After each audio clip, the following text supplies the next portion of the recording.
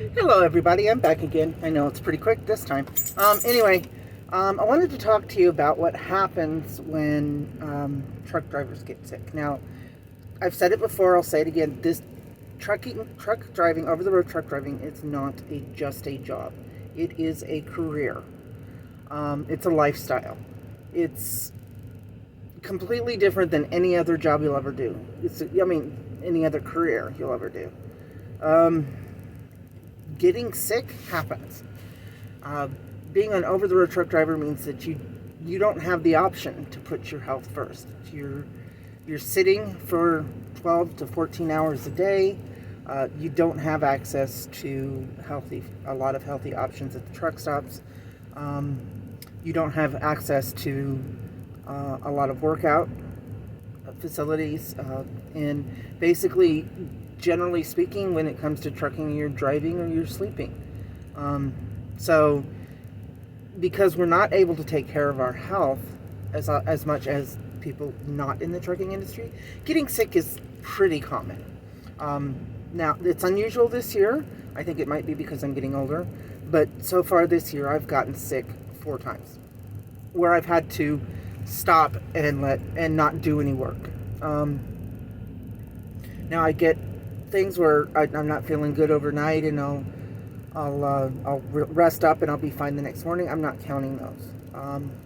So because getting sick happens on the road, I have a set protocol that I do when I'm not feeling well.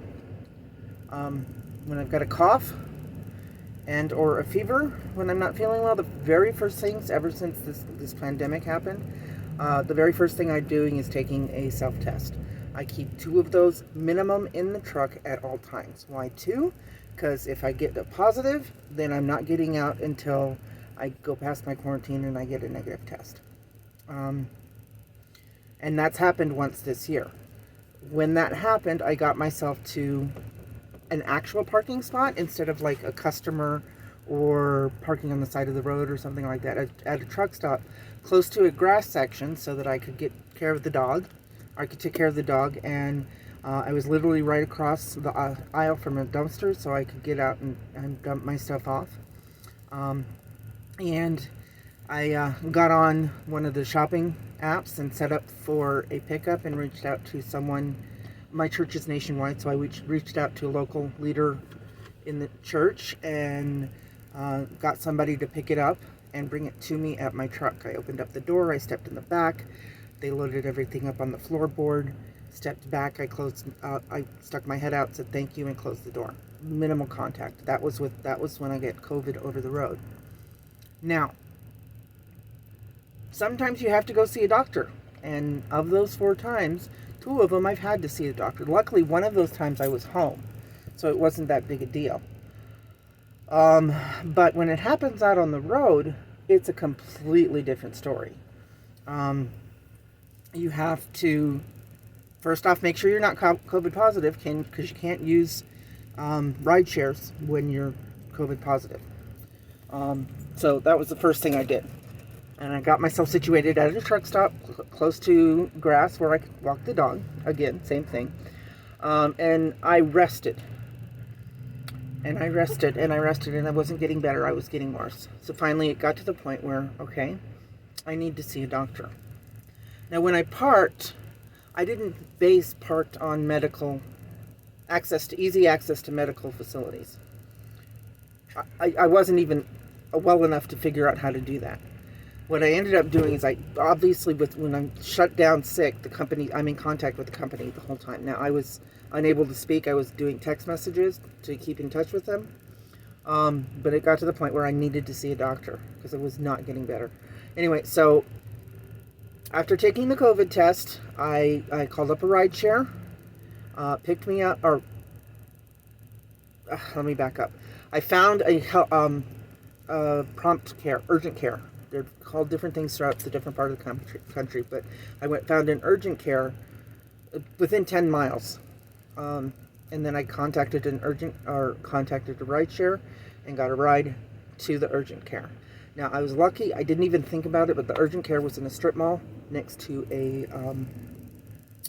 next to a grocery store that had a pharmacy in it, which I was lucky. I should have thought about looking for that, but then again, I was not feeling well at all. Like I said, I was even incapable of speech. Um, so I went to the clinic. I told them that I had, when I finally got pulled back there, I let them know that I had taken a COVID test and it was negative. My fever was pretty high. My pulse and oxygen levels were they weren't too bad, but they weren't really, they were low, but not in concern area low. So they took a COVID test, a strep test, and a flu test. Did all of it right there. They made sure, I mean, because they knew I was in New Jersey, I had an Arizona driver's license, they knew I was not local. So they got everything done in one shot. Turns out I had strep.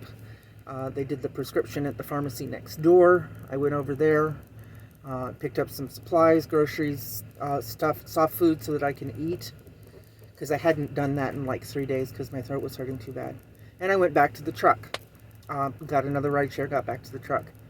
And I continued my journey back to health. Sometimes when you get sick out on the road, it's just an overnight bug and it gets better. And that was the other time. So, like I said, usually out on the in this industry, I usually get sick twice a year on average. Sometimes it's at home and the company doesn't know about it. Sometimes it's out on the road and I shut down and the company keeps an eye on me. They're really good about that. So, just to give you a heads up, that's what you deal with out on the road when you're not feeling well. Like I said, this is not everybody's methodology. This is mine, so this is how I deal with illnesses out on the road. So, if you like what I'm doing, click like and support, and go ahead and subscribe, and I will touch base with you next time. Thanks, and bye.